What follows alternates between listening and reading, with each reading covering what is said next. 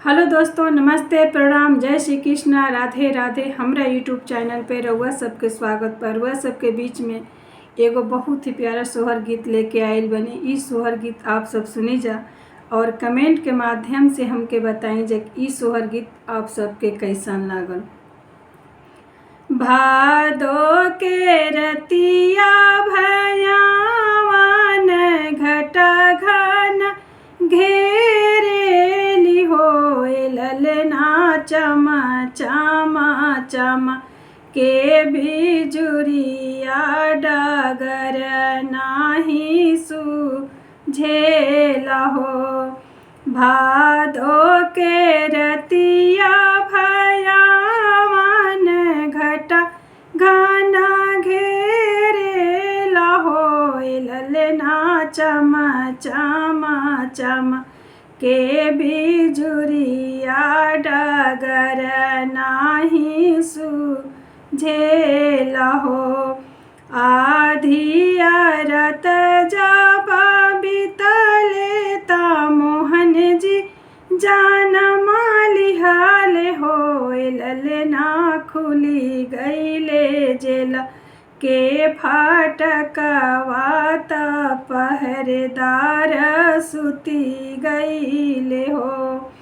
आधिया रत जब बीतले ता मोहन जी जानमा लिहाले हो, ललना खुली गईले जेल के फाटकवा त पहरेदार सुती गईले हो।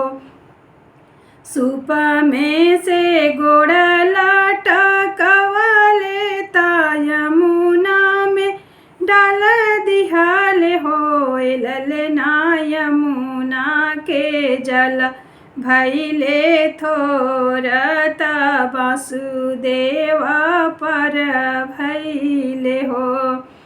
सूप में से गोड़ लटकवले ता यमुना में डाल दिहाले हो, ललना यमुना के जल भैले थोर त वासुदेव पर भैले हो।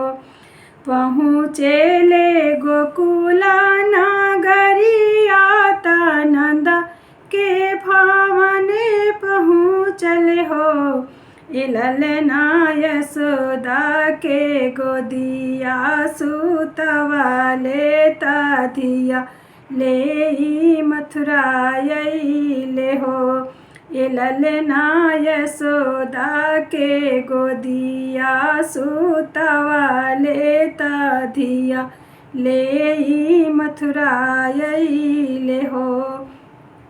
भादो के रतिया भयावन घटा घना घेरेली हो, ललना चमा चमा चमा के बिजुरिया डगर नाही सुझेला हो, ललना चमा चमा चमा के बिजुरिया डगर नाही सुझेला हो।